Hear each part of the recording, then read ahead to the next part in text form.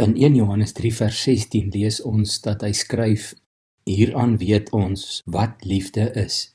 Jesus het sy lewe vir ons afgelê. Ons behoort ook ons lewens vir ons broers af te lê. Nou ons weet dat Johannes nie bedoel ons moet fisies ons lewens vir ander mense aflê nie.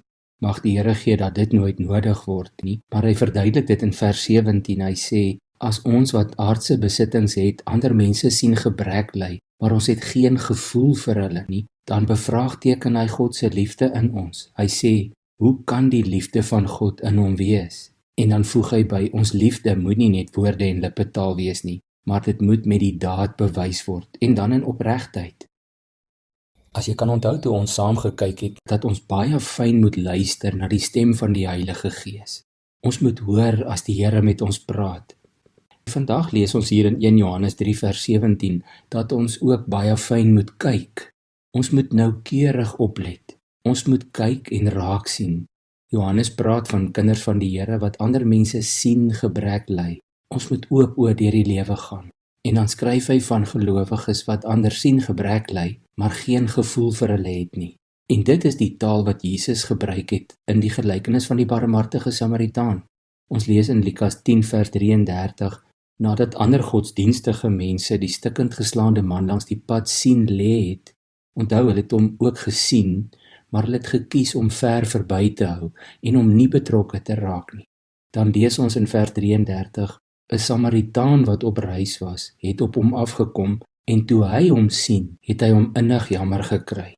En die Griekse woord vir daardie innig jammer kry is splagnitsomai. Dis eintlik 'n vreeslike mooi woord.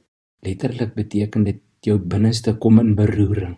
Ons lees in Lukas 7 vers 13 van 'n weduwee wie se enigste seun gesterf het. En dan staan daar: toe Jesus haar sien, het hy haar innig jammer gekry en vir haar gesê: Moenie huil nie. En Jesus het haar seun uit die dood opgewek. Maar dit het begin toe hy haar sien en toe het hy haar innig jammer gekry. Sy hart het oopgegaan vir haar. En dieselfde lees ons in Matteus 20 vers 33, daar waar Jesus 2 blindes genees, en dan staan dit ook daar, soos op nog tientalle ander plekke in die evangelies, dat hy hulle innig jammer gekry het, met daardie mooi Griekse woord splagnitsomai.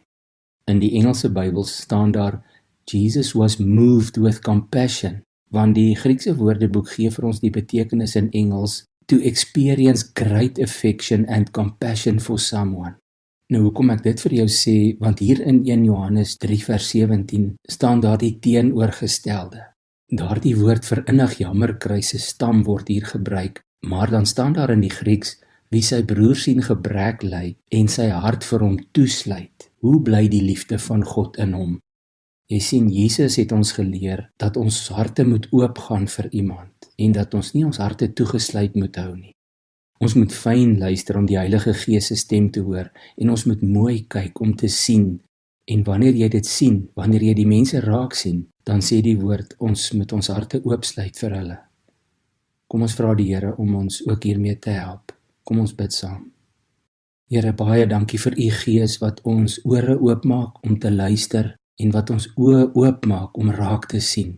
Help my om te sien wie u wil hê ek moet sien en om dan te doen wat u wil hê ek moet doen. Ek bid dit in Jesus se naam. Amen.